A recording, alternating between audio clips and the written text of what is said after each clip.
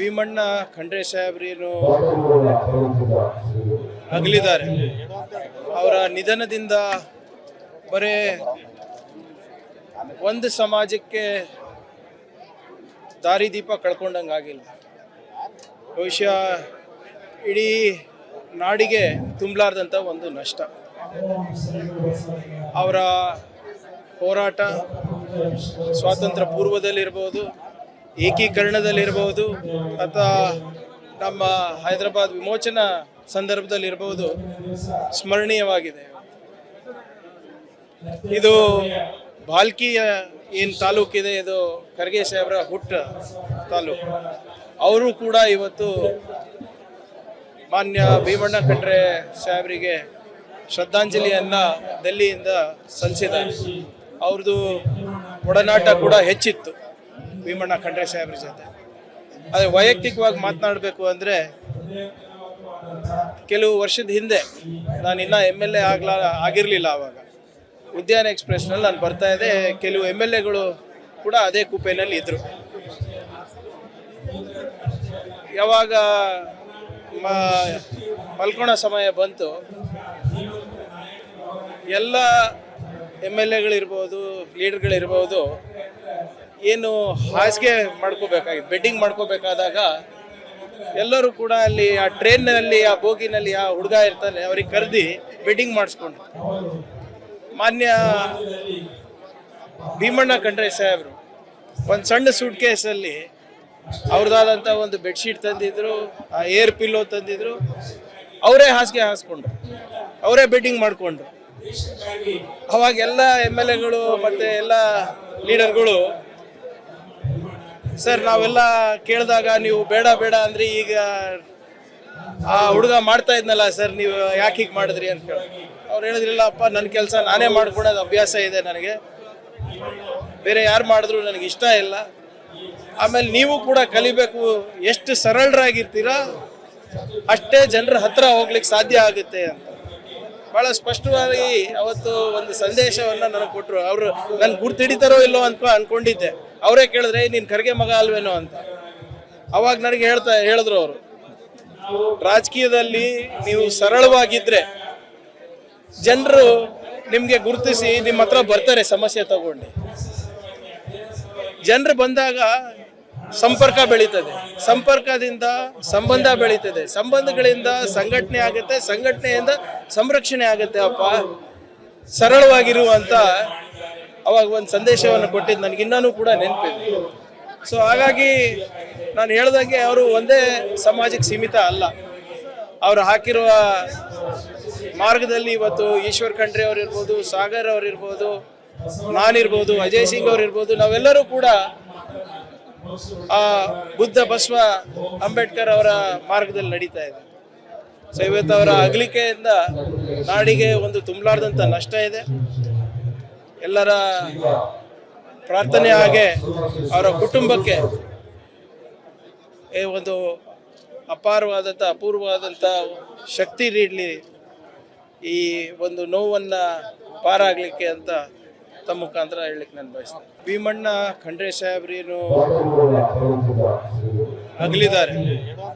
ಅವರ ನಿಧನದಿಂದ ಬರೇ ಒಂದು ಸಮಾಜಕ್ಕೆ ದಾರಿದೀಪ ಕಳ್ಕೊಂಡಂಗಾಗಿಲ್ಲ, ಬಹುಶಃ ಇಡೀ ನಾಡಿಗೆ ತುಂಬಲಾರ್ದಂಥ ಒಂದು ನಷ್ಟ. ಅವರ ಹೋರಾಟ ಸ್ವಾತಂತ್ರ್ಯ ಪೂರ್ವದಲ್ಲಿರ್ಬೋದು, ಏಕೀಕರಣದಲ್ಲಿರ್ಬೋದು, ಅಥವಾ ನಮ್ಮ ಹೈದರಾಬಾದ್ ವಿಮೋಚನಾ ಸಂದರ್ಭದಲ್ಲಿರ್ಬೋದು ಸ್ಮರಣೀಯವಾಗಿದೆ. ಇದು ಭಾಲ್ಕಿಯ ಏನು ತಾಲೂಕಿದೆ, ಇದು ಖರ್ಗೆ ಸಾಹೇಬ್ರ ಹುಟ್ಟ ತಾಲೂಕು. ಅವರು ಕೂಡ ಇವತ್ತು ಮಾನ್ಯ ಭೀಮಣ್ಣ ಖಂಡ್ರೆ ಸಾಹೇಬರಿಗೆ ಶ್ರದ್ಧಾಂಜಲಿಯನ್ನು ದೆಹಲಿಯಿಂದ ಸಲ್ಲಿಸಿದ್ದಾರೆ. ಅವ್ರದ್ದು ಒಡನಾಟ ಕೂಡ ಹೆಚ್ಚಿತ್ತು ಭೀಮಣ್ಣ ಖಂಡ್ರೆ ಸಾಹೇಬ್ರ ಜೊತೆ. ಆದರೆ ವೈಯಕ್ತಿಕವಾಗಿ ಮಾತನಾಡಬೇಕು ಅಂದರೆ, ಕೆಲವು ವರ್ಷದ ಹಿಂದೆ ನಾನಿನ್ನ MLA ಆಗಿರಲಿಲ್ಲ. ಆವಾಗ ಉದ್ಯಾನ ಎಕ್ಸ್ಪ್ರೆಸ್ನಲ್ಲಿ ನಾನು ಬರ್ತಾ ಇದ್ದೆ. ಕೆಲವು MLAಗಳು ಕೂಡ ಅದೇ ಕುಪೆನಲ್ಲಿ ಇದ್ದರು. ಯಾವಾಗ ಮಲ್ಕೊಳೋ ಸಮಯ ಬಂತು. ಎಲ್ಲ MLAಗಳಿರ್ಬೋದು, ಲೀಡರ್ಗಳಿರ್ಬೋದು, ಏನು ಹಾಸಿಗೆ ಮಾಡ್ಕೋಬೇಕಾಗಿ ಬೆಡ್ಡಿಂಗ್ ಮಾಡ್ಕೋಬೇಕಾದಾಗ ಎಲ್ಲರೂ ಕೂಡ ಅಲ್ಲಿ ಆ ಟ್ರೈನ್ನಲ್ಲಿ ಆ ಬೋಗಿನಲ್ಲಿ ಆ ಹುಡುಗ ಇರ್ತಾನೆ ಅವ್ರಿಗೆ ಕರೆದಿ ಬೆಡ್ಡಿಂಗ್ ಮಾಡಿಸ್ಕೊಂಡ್ರು. ಮಾನ್ಯ ಭೀಮಣ್ಣ ಖಂಡ್ರೆ ಸಾಹೇಬರು ಒಂದು ಸಣ್ಣ ಸೂಟ್ ಕೇಸಲ್ಲಿ ಅವ್ರದ್ದಾದಂಥ ಒಂದು ಬೆಡ್ಶೀಟ್ ತಂದಿದ್ರು, ಆ ಏರ್ ಪಿಲ್ಲೋ ತಂದಿದ್ರು, ಅವರೇ ಹಾಸಿಗೆ ಹಾಸ್ಕೊಂಡ್ರು, ಅವರೇ ಬೆಡ್ಡಿಂಗ್ ಮಾಡಿಕೊಂಡ್ರು. ಅವಾಗ ಎಲ್ಲ MLAಗಳು ಮತ್ತು ಎಲ್ಲ ಲೀಡರ್ಗಳು, ಸರ್ ನಾವೆಲ್ಲ ಕೇಳಿದಾಗ ನೀವು ಬೇಡ ಬೇಡ ಅಂದ್ರಿ, ಈಗ ಆ ಹುಡುಗ ಮಾಡ್ತಾ ಇದ್ನಲ್ಲ ಸರ್, ನೀವು ಯಾಕೆ ಹೀಗೆ ಮಾಡಿದ್ರಿ ಅಂತ ಕೇಳಿ ಅವ್ರು ಹೇಳಿದ್ರಿಲ್ಲ ಅಪ್ಪ, ನನ್ನ ಕೆಲಸ ನಾನೇ ಮಾಡ್ಕೊಳೋದು ಅಭ್ಯಾಸ ಇದೆ ನನಗೆ, ಬೇರೆ ಯಾರು ಮಾಡಿದ್ರು ನನಗೆ ಇಷ್ಟ ಇಲ್ಲ. ಆಮೇಲೆ ನೀವು ಕೂಡ ಕಲಿಬೇಕು, ಎಷ್ಟು ಸರಳರಾಗಿರ್ತೀರಾ ಅಷ್ಟೇ ಜನರ ಹತ್ರ ಹೋಗ್ಲಿಕ್ಕೆ ಸಾಧ್ಯ ಆಗುತ್ತೆ ಅಂತ ಭಾಳ ಸ್ಪಷ್ಟವಾಗಿ ಅವತ್ತು ಒಂದು ಸಂದೇಶವನ್ನು ನನಗೆ ಕೊಟ್ಟರು. ಅವರು ನನ್ಗೆ ಗುರ್ತಿಡಿತಾರೋ ಇಲ್ಲೋ ಅಂತ ಅನ್ಕೊಂಡಿದ್ದೆ. ಅವರೇ ಕೇಳಿದ್ರೆ ನೀನು ಖರ್ಗೆ ಮಗ ಅಲ್ವೇನೋ ಅಂತ. ಅವಾಗ ನನಗೆ ಹೇಳಿದ್ರು ಅವರು, ರಾಜಕೀಯದಲ್ಲಿ ನೀವು ಸರಳವಾಗಿದ್ರೆ ಜನರು ನಿಮಗೆ ಗುರುತಿಸಿ ನಿಮ್ಮ ಹತ್ರ ಬರ್ತಾರೆ ಸಮಸ್ಯೆ ತಗೊಂಡು.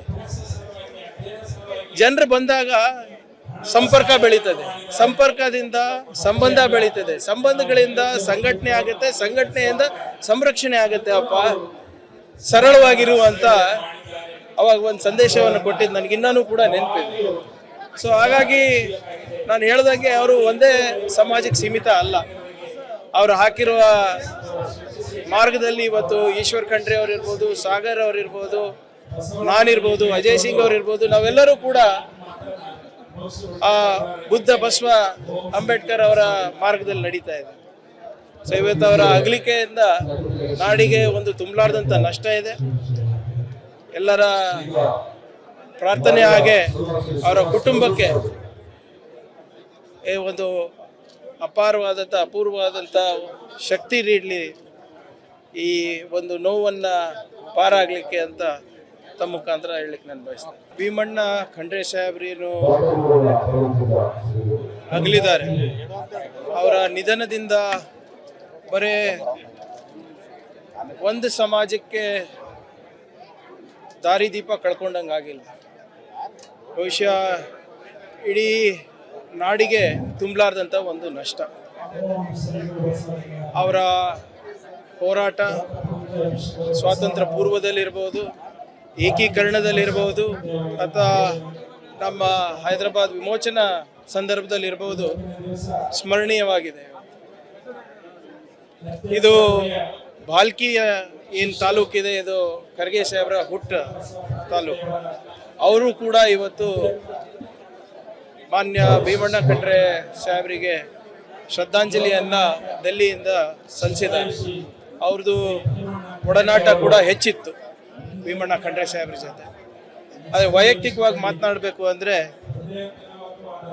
ಕೆಲವು ವರ್ಷದ ಹಿಂದೆ ನಾನು ಇನ್ನೂ MLA ಆಗಿರಲಿಲ್ಲ. ಆವಾಗ ಉದ್ಯಾನ ಎಕ್ಸ್ಪ್ರೆಸ್ನಲ್ಲಿ ನಾನು ಬರ್ತಾ ಇದ್ದೆ. ಕೆಲವು MLAಗಳು ಕೂಡ ಅದೇ ಕುಪೆನಲ್ಲಿ ಇದ್ದರು. ಯಾವಾಗ ಮಲ್ಕೊಳೋ ಸಮಯ ಬಂತು, ಎಲ್ಲ MLAಗಳಿರ್ಬೋದು, ಲೀಡರ್ಗಳಿರ್ಬೋದು, ಏನು ಹಾಸಿಗೆ ಮಾಡ್ಕೋಬೇಕಾಗಿ ಬೆಡ್ಡಿಂಗ್ ಮಾಡ್ಕೋಬೇಕಾದಾಗ ಎಲ್ಲರೂ ಕೂಡ ಅಲ್ಲಿ ಆ ಟ್ರೈನ್ನಲ್ಲಿ ಆ ಬೋಗಿನಲ್ಲಿ ಆ ಹುಡುಗ ಇರ್ತಾನೆ ಅವ್ರಿಗೆ ಕರೆದಿ ಬೆಡ್ಡಿಂಗ್ ಮಾಡಿಸ್ಕೊಂಡ್ರು. ಮಾನ್ಯ